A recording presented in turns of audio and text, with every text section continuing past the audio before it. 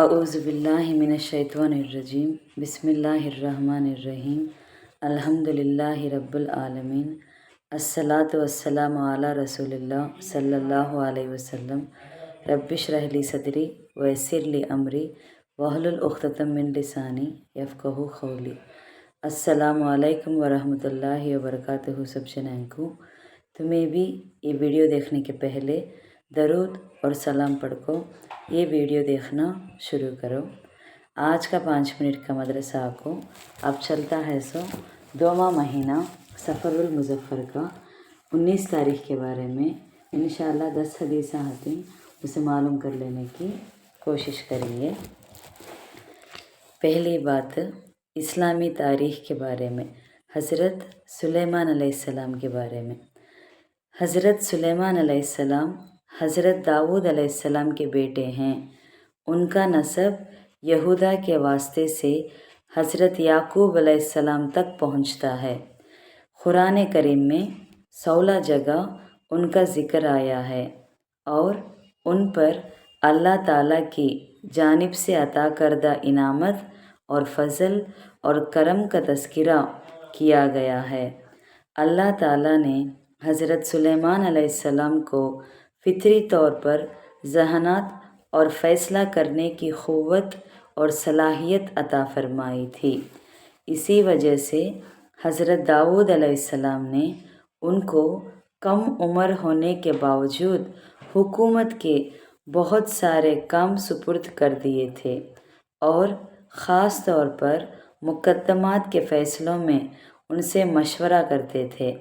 پھر اللہ تعالیٰ نے حضرت داؤد علیہ السلام کے بعد حضرت سلیمان علیہ السلام کو نبوت اور حکومت دونوں عطا فرمائی۔ 2واں قصہ اللہ کی قدرت کے بارے میں، پھلوں میں رس۔ اللہ تعالیٰ نے ہمارے فائدے کے لیے بہت سی قسم کے پھلدار درخت پیدا فرمائے جن پر موسم کے لحاظ سے پھل نکالے۔ ان میں سے کچھ پھل کھٹے اور کچھ میٹھے بنائے اور پھر کچھ پھلوں میں لذیذ اور عمدہ رس پیدا کیا۔ لہٰذا آم، سنترا، موسمبی اور انگور جیسے پھلوں سے ہم مزیدار جوس نکال کر پیتے ہیں۔ آخر ان پھلوں میں عمدہ اور لذیذ اور الگ الگ قسم کا رس کون پیدا کرتا ہے؟ بے شک اللہ ہی اپنی قدرت سے ہمارے لیے ان پھلوں میں رس پیدا کرتا ہے۔ 3واں قصہ ایک فرض کے بارے میں، میت کی وصیت پوری کرنا۔ قرآن میں اللہ تعالیٰ نے چند وارثوں کے حصوں کا ذکر کرنے کے بعد فرمایا، یہ سب وارثہ کے حصوں کی تقسیم میت کی وصیت کو پورا کرنے اور قرض ادا کرنے کے بعد کی جائے گی۔ سورہ نساء 12 آیت میں ہے۔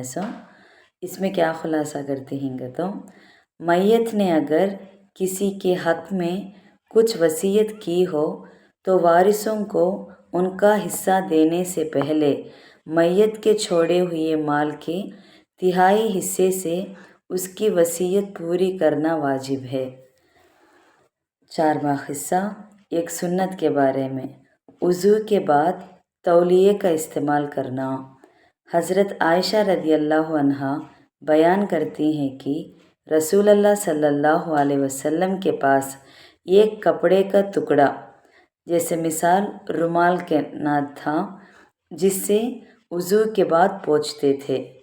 ترمذی 53 کے ریفرنس میں سے۔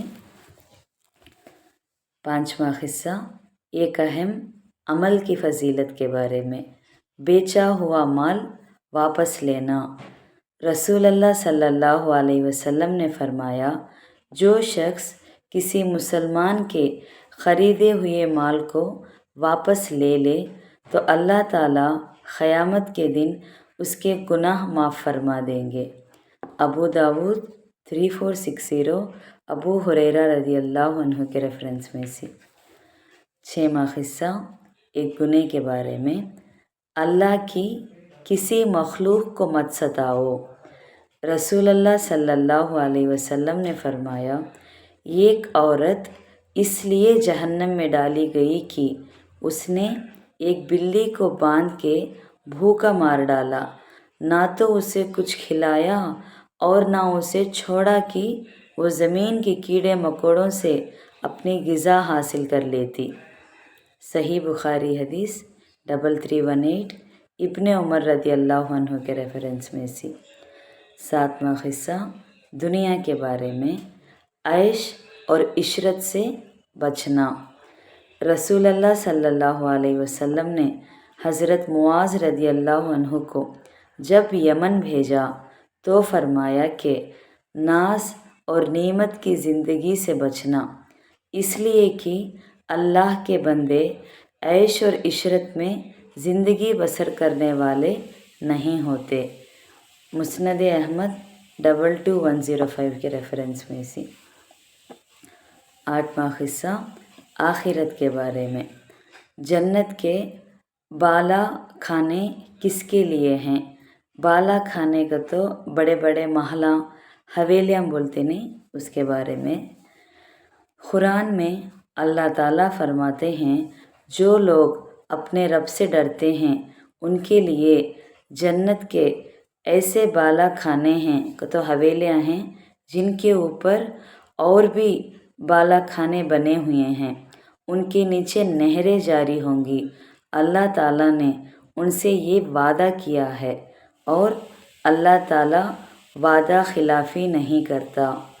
सूरह जुमर 20वां आयत में है सो। 9वां क़िस्सा तिब्बे नबवी से इलाज, बच्चों के गले की बीमारी का इलाज। उम्मे क़ैस रदी अल्लाह अन्हा कहती हैं कि रसूल अल्लाह सल्लल्लाहु अलैहि वसल्लम ने फरमाया, तुम अपने बच्चों के हलाक का इलाज इस तरह दबाकर क्यों करती हो, बल्कि तुम्हें उनका इलाज ऊद हिंदी के ज़रिए करना चाहिए। इस तरह की ऊद हिंद को पानी में घोलकर नाक में टपकाया जाए। सही बुखारी हदीस 5713 के रेफरेंस में से। इसमें क्या खुलासा करते हैं तो दूध पीने वाले बच्चों के हलक और गले में एक बीमारी होती है, उसको उजरा कहते हैं। बच्चों की माएँ उन बच्चों के तालू में उंगली डालकर ज़ोर से दबाती हैं, जिससे नाक के रास्ते से काला खून निकल आता है। इससे बच्चों को सख्त तकलीफ़ होती है। आखिरी 10वां क़िस्सा कुरान की नसीहत के बारे में, रसूल अल्लाह सल्लल्लाहु अलैहि वसल्लम की पैरवी करो।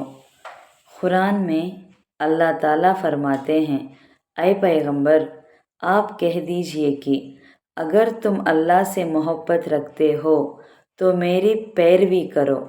का तो इत्तिबा करो अगर कोई इमरान सूरह में आता, वो शामी बोलती हैं सो वो आयत, अल्लाह भी तुमसे मोहब्बत करेगा और तुम्हारे गुनाहों को बख्श देगा और अल्लाह बहुत माफ़ करने वाला बड़ा मेहरबान है।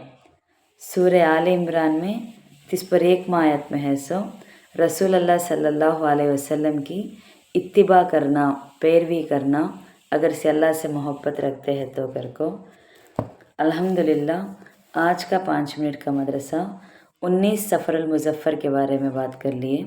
इंशाअल्लाह कल 20 सफ़रुल मुज़फ़्फ़र के बारे में बात करेंगे। अस्सलामु अलैकुम वरहमतुल्लाहि वबरकातुहू।